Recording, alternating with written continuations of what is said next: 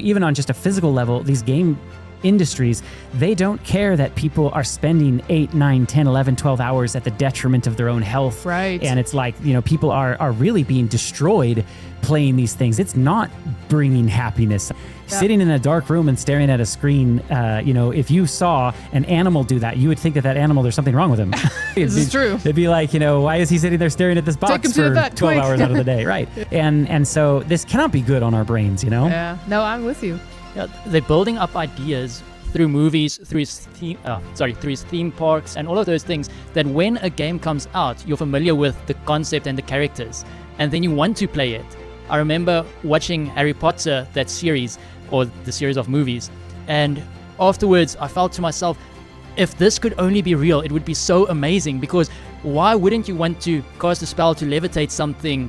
And they make it so exciting that when the games came out, you can actually play this character now, and then you can have this virtual thing happen in front of your eyes. It doesn't feel virtual anymore. Now you're a part of it. If you're angry with your brother, right, then it's like as if you killed him. And so we know that the actual act doesn't necessarily have to be going through and shooting and killing, but if you have that same spirit and you're getting enjoyment out of that, or you're desiring for that thing to die, it's like the devil's created this like cartoonish version of things that we are now making those things do these sinful things, but really our own brains that are desiring those things as well. And the designers and the creators, they actually employ psychologists to make the game more attractive, to have more gaming hours played on their game, so that they can sink people more into their agenda, into their game, so they can make more money.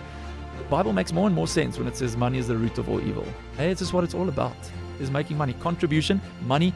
We shot a video recently with a lady. She grew up in the Caribbean, and her father was a high-up voodoo priest, very high up. And when her father passed away, she was the next person in line to basically take over, and she was being groomed to become the next voodoo priest. And she had conversations with Satan herself. She thought Satan was her friend. Her father had conversations with Satan, and she said there are many celebrities, politicians, even in the United States, who came down here who would make sacrifices to Satan through her father so that they could become famous. And her father was even telling them, this is what you need to write in your lyrics, because this is part of the deal. Yeah, so for us to really understand where, who's actually controlling most of these industries in the world. We've done our research on music and Hollywood, and we even saw some of your on Hollywood, and we actually used some of them in our music presentations. But to really understand what's going on, we received a question on gaming, and we thought, wow, this is an interesting topic to really dive deep in and see what who's actually behind the gaming sector.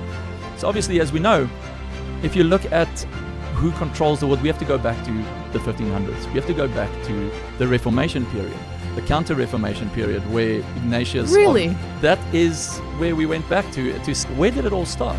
And look at the money trails, and look at the movements in all